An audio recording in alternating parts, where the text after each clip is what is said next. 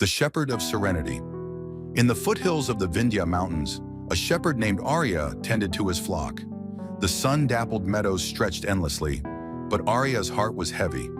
His village had been ravaged by a rival clan during a feud, leaving him with nothing but his sheep and a well of anger so deep it consumed him. Each day as he guided his flock, his thoughts churned. The faces of those who had wronged him danced in his mind, fueling his desire for vengeance. "If I could, I would make them feel the pain they caused me," he would mutter under his breath. But beneath his rage was a gnawing emptiness. One evening, as the sky blushed with the colors of dusk, Arya noticed a figure sitting under a banyan tree by the river. It was the Buddha, clad in simple robes, radiating a serene presence. Drawn by curiosity and desperation, Arya approached him. "Buddha," Arya began, "you sit here so calmly while the world burns with injustice. How do you find peace in such chaos?" The Buddha opened his eyes and smiled. "Peace is not found outside, young shepherd. It is cultivated within." Arya scoffed. "Words won't feed my hunger for justice. Those who destroyed my family must pay." The Buddha gestured to the ground beside him. "Sit, and let me tell you a story." Reluctantly, Arya sat, resting his crook against the tree. The tale of the two wolves. In every heart, the Buddha began, there are two wolves. One wolf is anger, hatred, and vengeance. The other is love, compassion, and forgiveness. They battle each day for dominance. "And which wolf wins?" Arya asked, his brow furrowed. "The one you feed," replied the Buddha. The simplicity of the answer unsettled Arya. He remained silent, his eyes fixed on the river. The Buddha continued, "When we feed anger, it grows, consuming us and all we touch. But when we nurture compassion, it blooms, healing not just ourselves but those around us." Intrigued but unconvinced, Arya challenged the Buddha. "How can compassion heal? Can it bring back my family? Can it undo the pain I've endured?" "No," the Buddha admitted, "but it can free you from the chains of your suffering. Let me teach you the practice of loving kindness." Over the next weeks, Arya returned to the banyan tree daily. The Buddha guided him in meditation, asking him to envision himself surrounded by warmth and love. At first, Arya resisted. His heart felt like a fortress, its gates locked tight.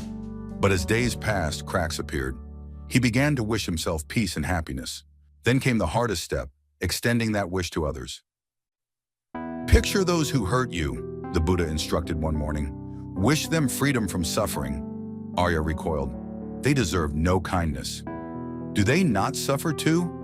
"Only a person in great pain causes pain to others." "Break the cycle, Arya. Wish them peace." Tears welled in Arya's eyes as he tried. The first time, his lips trembled with the effort. The second time, his chest felt lighter. By the 10th day, he found himself whispering, "May they be free from suffering," with surprising ease. Months later, Arya encountered the rival clan's leader, a grizzled man named Raghav, at the market. Arya's heart pounded. The old him would have drawn his blade, but instead he bowed his head and said, "Peace be with you." Raghav stared, stunned. "Why do you greet me with kindness, shepherd?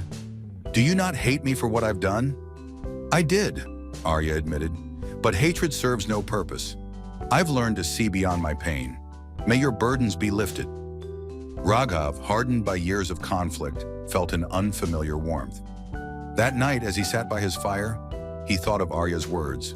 Days later, he visited the shepherd's village and offered an olive branch, vowing to end the feud. Under the banyan tree, Arya shared this news with the Buddha. "Your teaching was right. Compassion is not weakness. It is the greatest strength. It disarms enemies and heals wounds unseen." The Buddha smiled. "When you change, the world around you began to change too. Serenity is contagious." Arya's heart, once a storm, had become a calm sea. He tended his sheep with a newfound joy, no longer haunted by his past. The banyan tree, once a place of despair, now symbolized rebirth. The shepherd's journey reminds us that peace begins within. By feeding the wolf of compassion, we can transform not only our own lives, but the lives of those around us.